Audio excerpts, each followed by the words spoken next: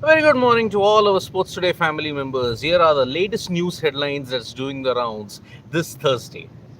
India versus South Africa, the Women's World Cup match. It's a very, very important match for India, considering now how the top order is like, how the top of the table looks very cluttered. But there is a problem.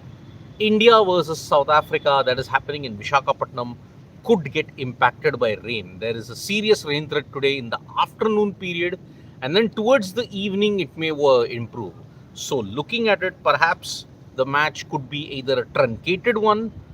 You'll be very lucky if you have a full match, or it could be washed out. If it's washed out, then there are serious problems then for India, because with Australia doing well, with England doing well, with New Zealand also just about recovering, and South Africa also recovering, 5 teams are battling for 4 spots. So that is why this game is vital when you have to look at the semi-final prospects.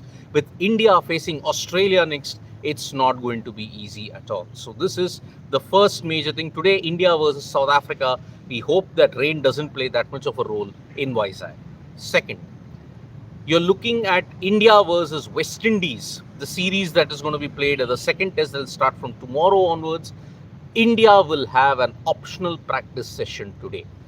Who comes for the press conference at 12 o'clock, that we will be monitoring at this moment. But India only have an optional practice session. They are doing it currently at the Arun Jaitley Stadium, and you'll have a press conference afterwards. Will there be any changes to the Indian cricket team for the second test? Most likely no. There might not be that many changes. Perhaps Jasprit Bumrah could be rested. Could be. But so far, Ryan Tendulkar has said that no, there is not going to be any changes whatsoever for the Indian cricket team. Nitish Reddy is going to get a longer rope as suggested.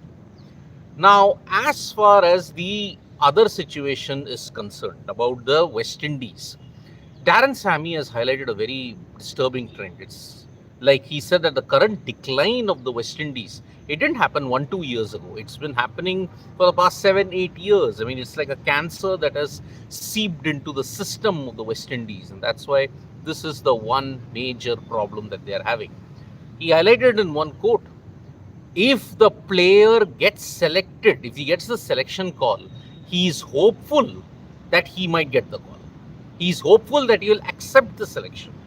Imagine, in India, when people are trying to ensure they get into the team, in the West Indies, if you get a selection call, the coaches and the management hope that the player gets he accepts the selection call. So that is one major thing that's going on in the West Indies. India versus West Indies, clear skies are there for Delhi in the next 3-4 days.